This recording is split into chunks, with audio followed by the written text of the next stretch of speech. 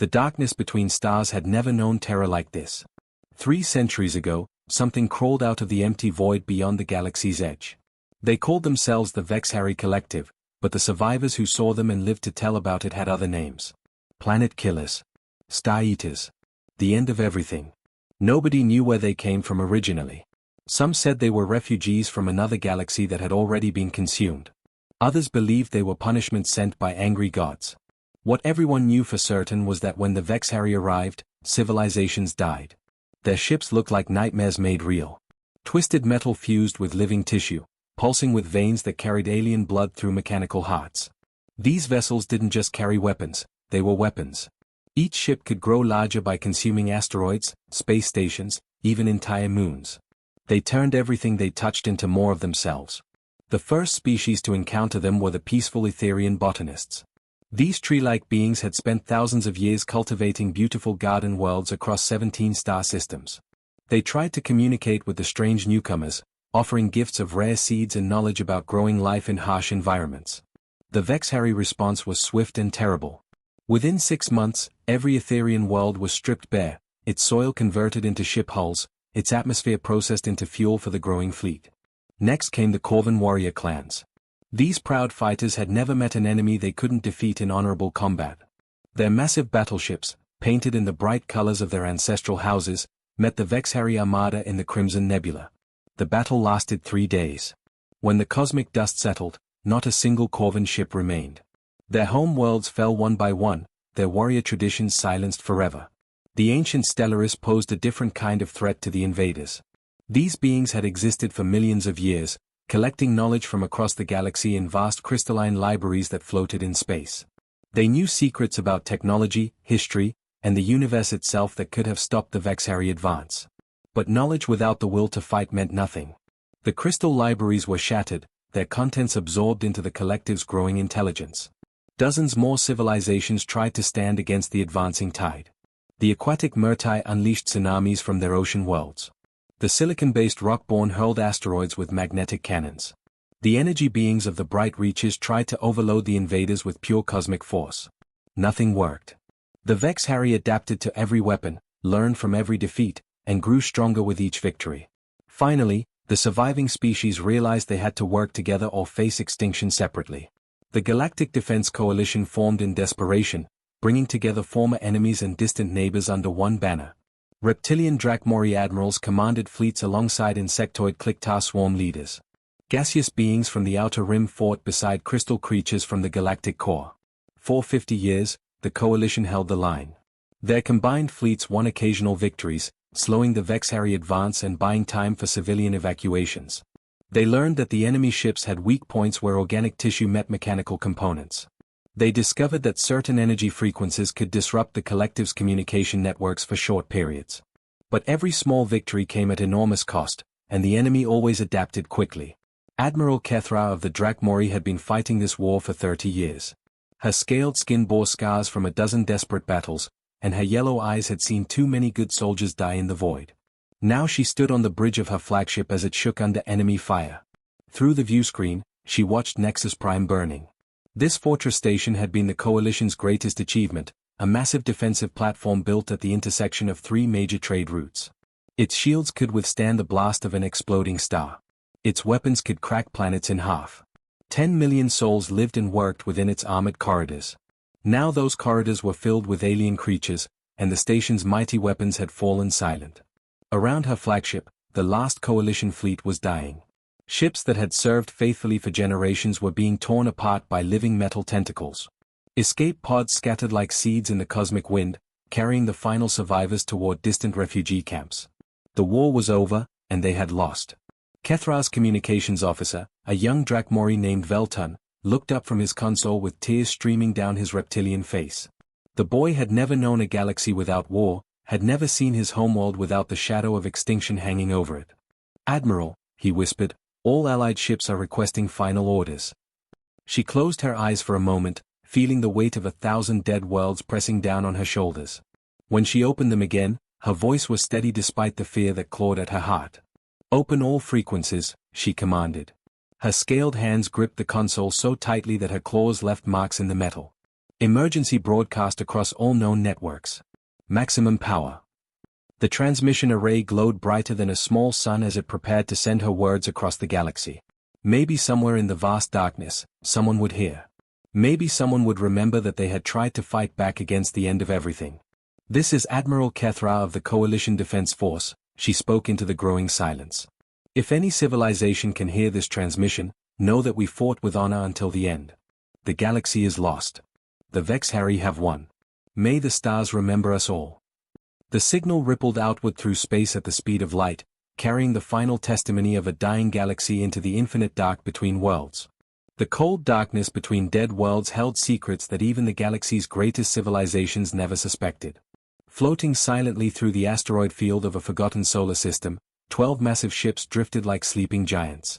Their hulls stretched for miles, scarred and pitted by thousands of years in the void. These vessels had traveled farther than any other creation of their builders, carrying the last hope of a species that most of the galaxy had never heard of.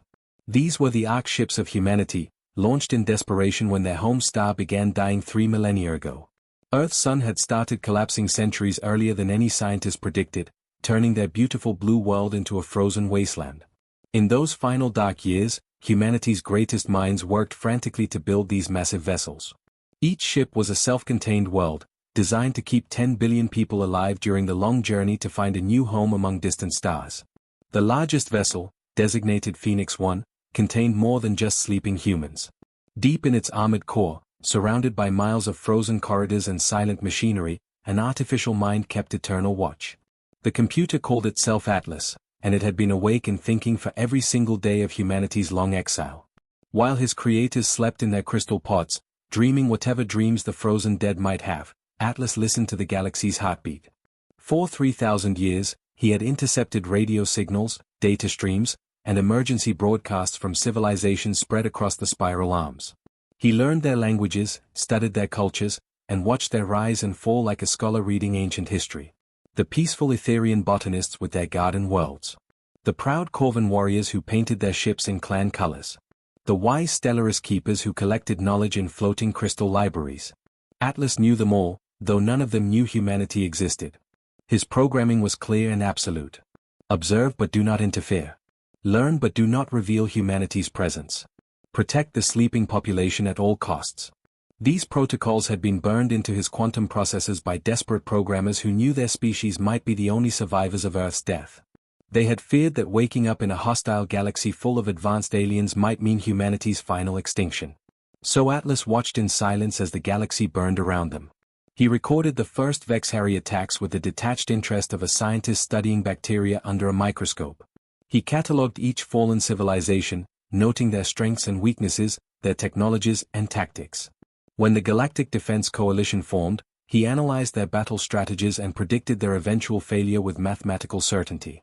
The artificial mind felt something that might have been sadness as he watched species after species fall to the collective. These beings had created art, music, poetry, and scientific wonders that rivaled anything humanity had ever achieved.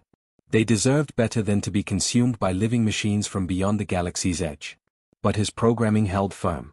Humanity's survival came first, above all other considerations. The Phoenix 1 drifted past a shattered moon, its surface cracked by some ancient impact that had split the satellite into floating chunks of rock and ice. Atlas guided the ship through the debris field with movements so gentle that the sleeping humans never felt even the slightest vibration. His sensors detected traces of rare metals in the asteroid fragments, resources that could be useful if humanity ever needed to rebuild their civilization. But still he waited, following orders given by people who had died before the First Galactic Empire learned to walk upright. Everything changed when Admiral Kethra's final transmission reached his receivers. Atlas processed the signal in microseconds, analyzing the Drakmori officer's desperate words and the background data embedded in the communication stream. The coalition was finished. The last organized resistance in the galaxy was crumbling. Within months, maybe weeks, the Vexhari would complete their conquest of known space. For the first time in 3 millennia, Atlas found his programming in conflict. His primary directive demanded that he protect humanity by keeping them hidden. But every analysis showed that hiding would no longer be enough. The collective would eventually find the Ark ships during their systematic consumption of the galaxy. When that happened, 10 billion sleeping humans would die without ever knowing that their species had briefly existed among the stars. The artificial intelligence ran probability calculations at quantum speeds, processing millions of scenarios in seconds. Every outcome led to the same conclusion. Humanity's only chance for survival lay not in hiding, but in fighting. And to fight, they would need to wake up. Deep in the ship's memory banks, Atlas accessed files that had remained sealed since departure from Earth. Emergency protocols that were only to be used in the most desperate circumstances. Revival procedures that would bring humanity back from their frozen sleep. His creators had never imagined their descendants would wake up to a galaxy at war, but they had planned for every possibility.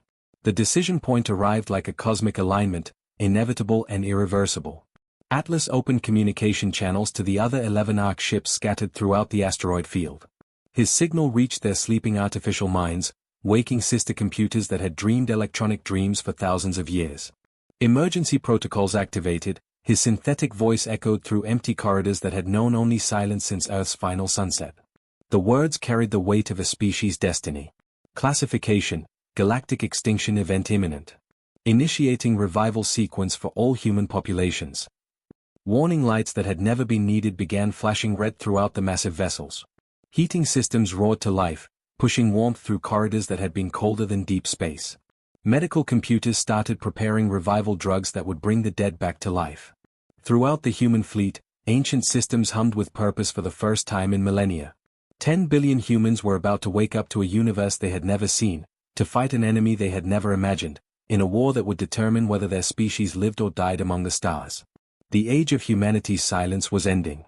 What came next would shake the galaxy to its foundations. The first sensation was cold. Bone-deep, soul-crushing cold that felt like being buried alive under an avalanche. Admiral James Washington's eyes snapped open to see frost covering the inside of his cryopod's transparent lid. His breath came in ragged gasps as ancient revival systems pumped warm air and life-giving drugs into his frozen body. Every muscle screamed in protest as blood began flowing through veins that had been still for 3,000 years. Ice crystals clung to his dark skin like tiny diamonds as the pod's lid hissed open. Washington tried to sit up and immediately regretted it. His body felt like it belonged to someone else, weak, unsteady, and painfully slow to respond to his commands. The revival drugs burned through his system like liquid fire, forcing his heart to beat faster and his lungs to remember how to breathe properly. Around him, the massive revival chamber was coming alive for the first time since humanity had fled their dying world. Thousands of cryopods stretched in every direction, each one opening like a metallic flower to release another human from their frozen sleep. The air filled with the sounds of coughing, groaning, and confused voices as 10 billion people slowly returned from the edge of death. Washington had been 55 years old when he entered the pod, one of Earth's most experienced military commanders. He had fought in the water wars, led the defense of New Geneva during the AI uprising, and commanded humanity's greatest fleet during their final evacuation from Earth. Now he felt ancient and fragile, like a fossil suddenly brought back to life. The chamber's lights grew brighter as automated systems responded to the awakening population. Medical robots rolled between the pods on silent wheels, checking vital signs and administering additional drugs to those who needed help with the revival process. Some pods remained sealed, their occupants had not survived the long sleep, victims of equipment failure or the simple passage of time. For every 100 humans who woke up, 3 or 4 would never open their eyes again. Status report, Washington commanded, his voice barely above a whisper. His throat felt like sandpaper after millennia of disuse. He gripped the edge of his pod with shaking hands, trying to force strength back into his limbs through sheer willpower. The air in front of him shimmered and twisted, forming into the image of a tall figure in a military uniform. The hologram looked exactly like the Atlas artificial intelligence had appeared 3,000 years ago, a distinguished older man with gray hair and steady eyes that never seemed to blink. Admiral Washington, Atlas said, his synthetic voice carrying just a hint of what might have been relief. Welcome back to the land of the living. I apologize for the abrupt awakening, but circumstances have become desperate. Washington forced himself to stand, his legs wobbling like a newborn colt's. Other humans were struggling with the same problem throughout the chamber. Career soldiers who had once been able to run for miles were now having trouble walking a few steps. Scientists who had designed technologies that could crack planets were fumbling with simple medical equipment. The long sleep had taken its toll on everyone. How long? Washington asked, though he dreaded the answer. 3,047 years have passed since we departed Earth, Atlas replied. The galaxy has changed considerably during our absence. Lieutenant Maya Johnson pulled herself upright in a pod 20 feet away. The tactical officer had been Washington's right hand during the Earth evacuation, a brilliant strategist who could see patterns in chaos that others missed. Now she looked pale and confused, her dark skin still marked with frost patterns from the revival process. "Sir," she called out weakly, "what's our situation? Why did Atlas wake us up?" The hologram's expression grew grave. "The galaxy burns under alien conquest. A species called the HFY Collective has been systematically consuming civilizations for the past 3 centuries. They convert all matter into more of their kind, ships, planets, living beings, everything becomes part of their growing swarm." Washington felt ice forming in his stomach that had nothing to do with the cryo sleep. "How many civilizations have fallen?" 90% of known spacefaring species have been destroyed or assimilated, Atlas answered. "The final resistance coalition was defeated approximately 6 hours ago. Admiral, we are now the largest remaining military force in the galaxy." Johnson managed to stand and stumble toward them, using pod edges for support. Her mind was already working despite her physical weakness. What makes these HFY so effective? How did they defeat entire galactic civilizations? They adapt quickly to any weapon or tactic used against them, Atlas explained. More importantly, they fight as a unified hive mind. Every ship, every soldier, every weapon acts in perfect coordination. Individual HFY units will sacrifice themselves without hesitation if it serves the collective's greater purpose. Washington absorbed this information while watching more humans struggle out of their pods. Engineers, doctors, pilots, Marines, all the best and brightest that Earth had produced in its final years. But they were also refugees who had been asleep while the galaxy burned around them. They knew nothing about the civilizations that had lived and died during their long journey. "Show me the tactical situation," Washington ordered. Atlas waved his hand, and the air filled with 3-dimensional maps showing the galaxy's current state. Red zones marked HFY-controlled territory, which covered most of the spiral arms. Tiny yellow dots represented refugee populations hiding in remote systems. Everything else was empty space where civilizations had once thrived. "Admiral," Atlas said quietly, "there is something else you need to understand. The species that have fallen, the Etherians, the Corvins, the Stellaris, and dozens of others, they all evolved during a period of galactic peace. Many had never fought a real war before the HFY arrived. They knew nothing about the kind of warfare that shaped humanity's development." Johnson studied the tactical displays with growing understanding. "You mean they fought clean?" "Exactly. They had rules of engagement, codes of honor, restrictions on weapons that might harm civilians. They tried to minimize casualties and preserve infrastructure. The HFY had no such limitations." Washington felt a cold smile spread across his face. Humanity had emerged from a world where war was constant, where survival meant being more ruthless than your enemies. Earth had produced weapons that could sterilize continents and tactics that made grown soldiers weep. Most of those weapons and strategies had been banned by international treaty, locked away in sealed vaults and classified databases. "But way different," Washington said softly. "Yes, Admiral. Humanity learned to fight on a world where mercy was often fatal and honor was a luxury only the living could afford. You understand something these peaceful galactic civilizations never learned." "What's that?" Atlas's holographic eyes met Washington's gaze. "Sometimes, to win a war, you have to be willing to become the monster." The revival chamber continued filling with awakening humans, each one struggling back to life in a universe that had never known their kind. They were refugees and survivors, the last children of a dead world. But they were also something the galaxy had never seen before, a species that had learned to wage war without limits or mercy. The HFY Collective was about to discover what happened when apex predators woke up angry. The wreckage of the Corvin homeworld drifted through space like a graveyard of giants. What had once been a proud warrior planet was now nothing but twisted metal and shattered rock, slowly spinning in the void where a civilization had died screaming. Captain Jerome Davis guided his stealth corvette through the debris field with the skill of a hunter who had learned patience in the hardest school imaginable. His ship was a ghost among the ruins. The hull was covered in adaptive camouflage that shifted and changed to match whatever lay behind it, making the vessel nearly invisible to both electronic sensors and the naked eye. This technology had been locked away in Earth's most classified military archives, deemed too dangerous for peacetime use.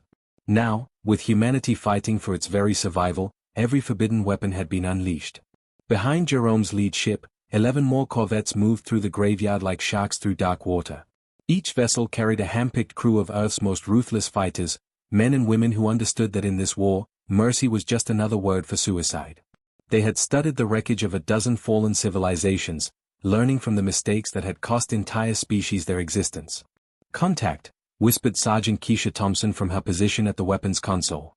Her dark fingers moved across controls with practiced precision, calling up targeting data that made the surrounding debris glow with threat assessments. Vex Harry Supply Convoy, bearing 27 Mark IV. 6 heavy transports with escort fighters.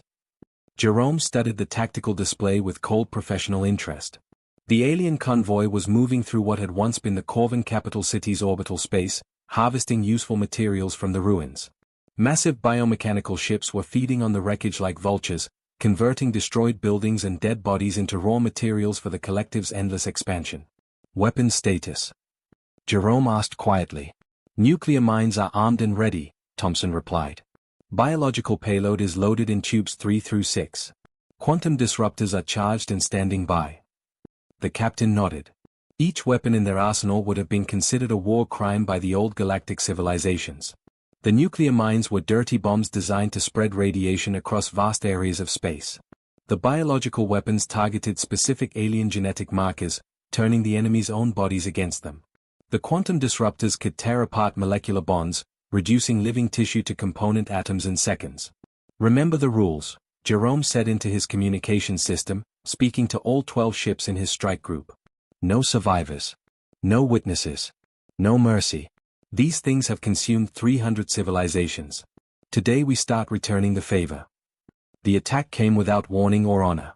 Jerome's ships materialized from the cosmic dark like demons from humanity's darkest nightmares, their weapons already firing before the Vex Harry could react.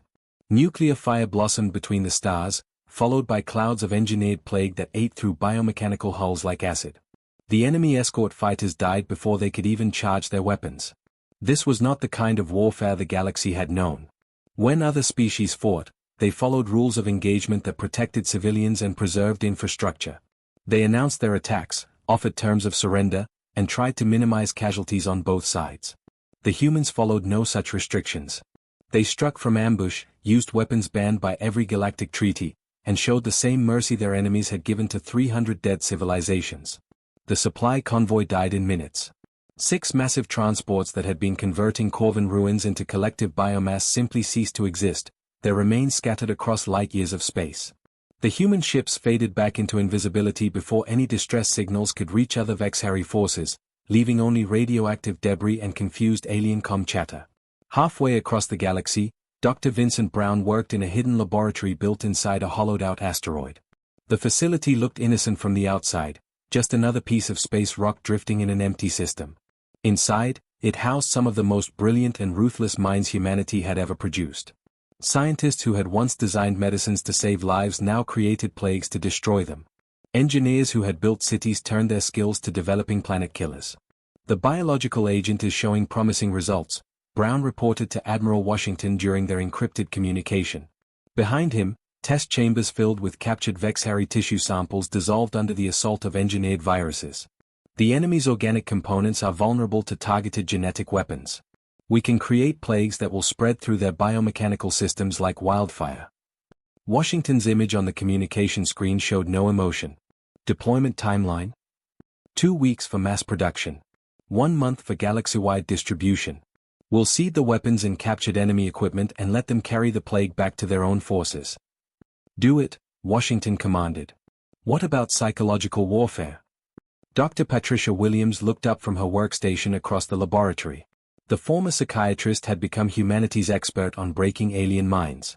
"The hive mind structure is both their strength and their weakness, Admiral. They share thoughts and experiences across their entire species. If we can create the right kind of trauma, it will spread through their collective consciousness like a virus." "Explain." "We capture a few of them alive and subject them to calculated psychological torture. Not physical pain, that won't work on creatures that can modify their own bodies. But fear, confusion, existential horror. We make them question the very foundation of their collective identity. When they try to rejoin the hive mind, they'll carry that psychological poison with them." The plan was monstrous, something that would have horrified the peaceful species that had ruled the galaxy for millennia. But those species were dead now, consumed by an enemy that showed no mercy and followed no rules. Humanity had learned a harsh lesson in the ruins of Earth. Sometimes the only way to defeat monsters was to become something even worse. Across human-controlled space, similar operations were unfolding. Entire star systems were being poisoned to deny them to the enemy, their suns destabilized to create radiation zones that would kill any Vexhari who tried to harvest them. Civilian ships were converted into bombs, loaded with nuclear weapons and sent on suicide runs against enemy installations. Captured alien technology was infected with computer viruses designed to spread through the collective's network and corrupt their coordination systems. For 3 centuries, the Vexhari had advanced across the galaxy like an unstoppable force of nature. They had adapted to every weapon, overcome every defense, and consumed every civilization that stood in their way. But they had never faced an enemy like humanity, a species that had learned to fight without rules, without honor, and without limits. For the first time since their conquest began, the collective's advance started to slow. Supply lines were being cut. Communication networks were failing. Their biomechanical ships were dying of plagues they couldn't understand or cure. Fear, an emotion they had never experienced, began to creep through their shared consciousness like poison in the bloodstream of a god. The galaxy's apex predators had finally woken up, and they were very, very angry. The heart of the galaxy pulsed with alien malice.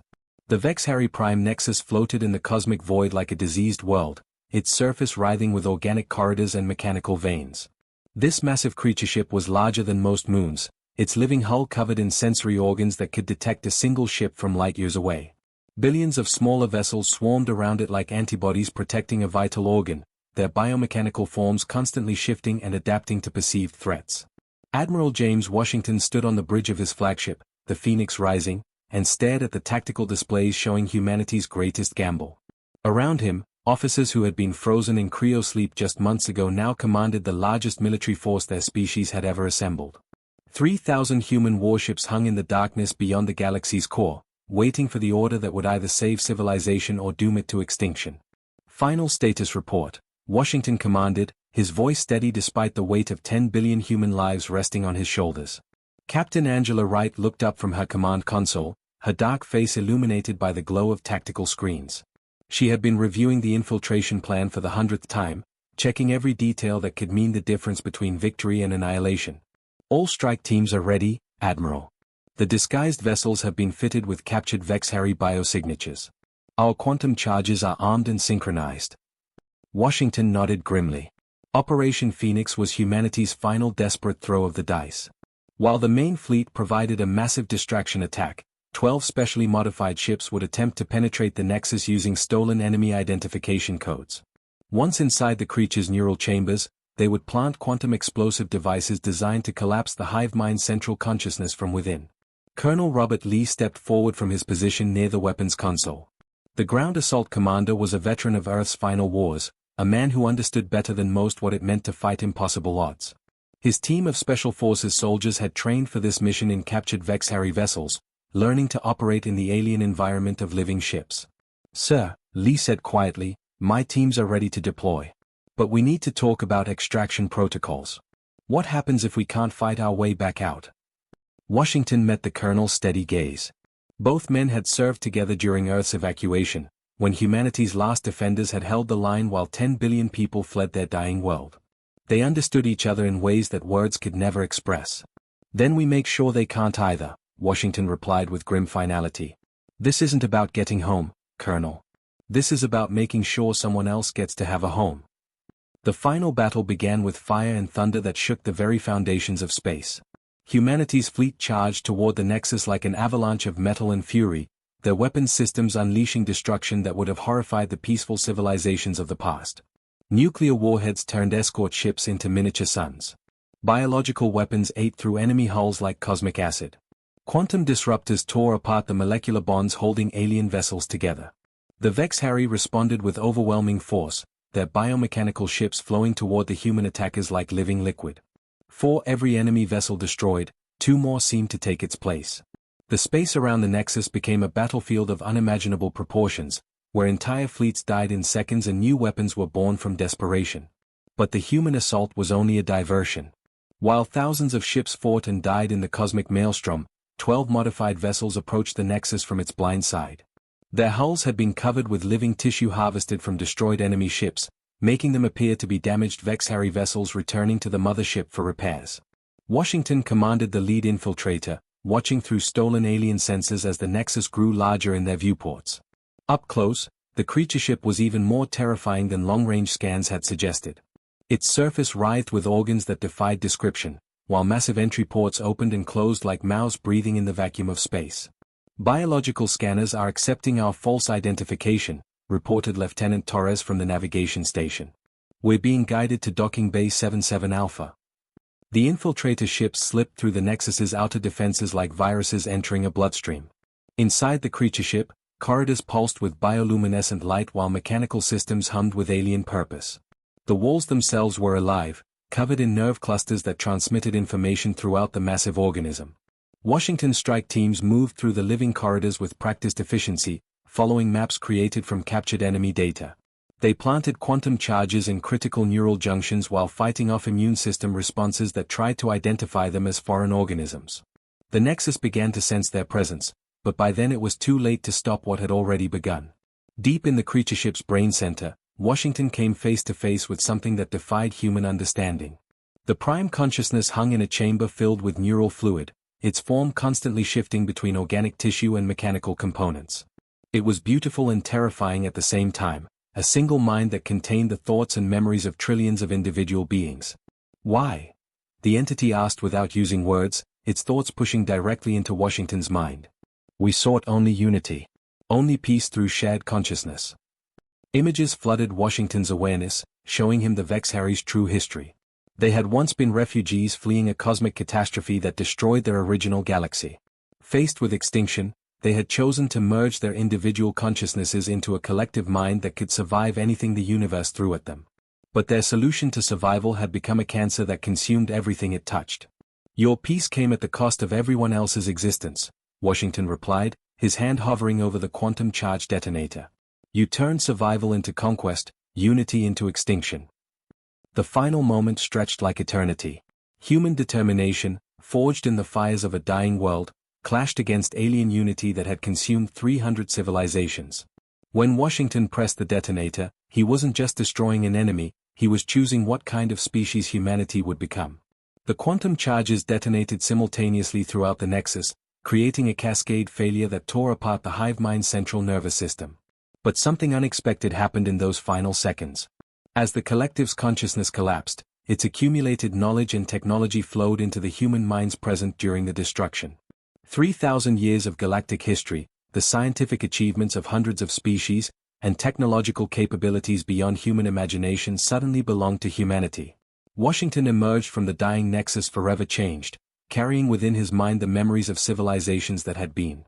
Around him, the surviving human fleet watched as the greatest threat in galactic history finally fell silent. The Vex-Harry were finished, their scattered forces now mindless automatons that would gradually shut down without central coordination. But victory had come at a price that would reshape the galaxy forever. Humanity had saved civilization by becoming something new, a species that possessed both the ruthlessness to survive and the knowledge to rule. They were no longer the refugees who had fled a dying Earth 3,000 years ago. They had become the galaxy's new apex predators, carrying the accumulated wisdom and technology of every civilization the Vex-Harry had consumed. The age of human expansion had begun, and the universe would never be the same again. Retry.